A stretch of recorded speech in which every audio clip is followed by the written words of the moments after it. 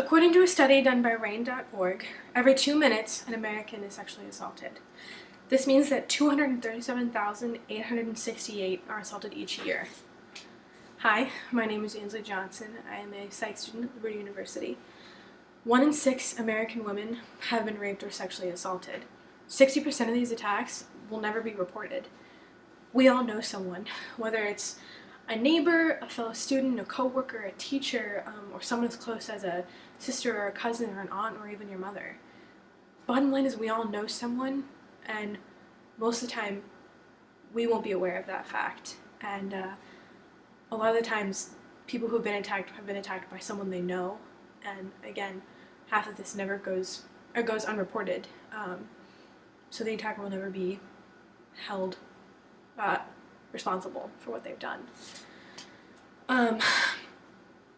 Rape is often blamed on the victim, and I'll talk about that in this speech, and how there's often a lot of sympathy or excuses given for the offender, and how huge rape culture has become in society, and how a lot of the times media is a huge proponent of that in the way it conducts advertisements and stuff.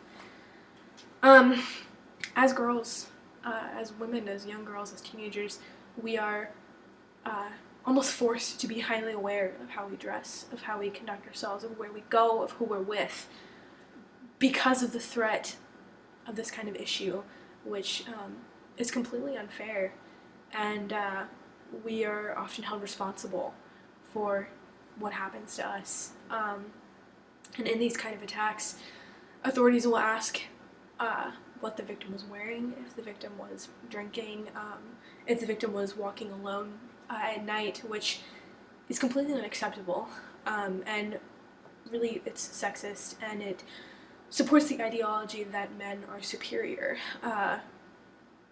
because of the fact that we as women have to accommodate to men, and have to be so careful with how we are. According to Oxford Dictionary, the definition of rape is the wanton destruction or spoiling of a place or an area. This really, I feel, shows how deep the devastation is when a rape is completed, or when it is followed through with, because the ramifications are emotional, physical, social, like, there are so many factors that you don't really think about when you come into contact with this kind of issue, and I don't think there's enough, people aren't as educated as they need to be on this kind of thing.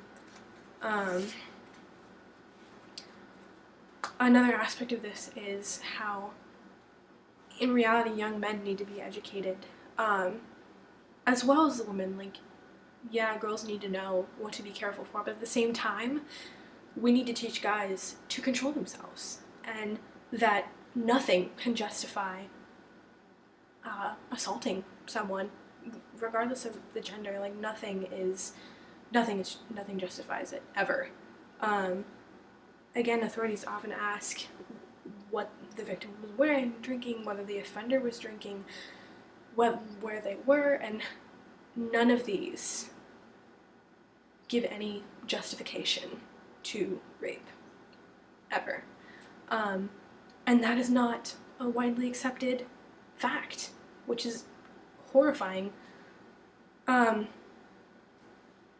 offender will often say that he was provoked, or that the offender was provoked to commit the assault. And personally, to me, that kind of sounds like me saying, I was provoked to punch you in the face because I don't like how you wear your hair.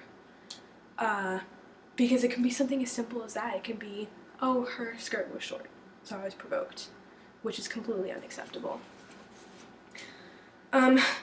The media has a huge, huge impact on this and how they portray women. In commercials on TV and magazines and a lot of advertisements, women are overly sexualized, and it really demotes their value as human beings. And takes away from the it just takes away from their value as human beings.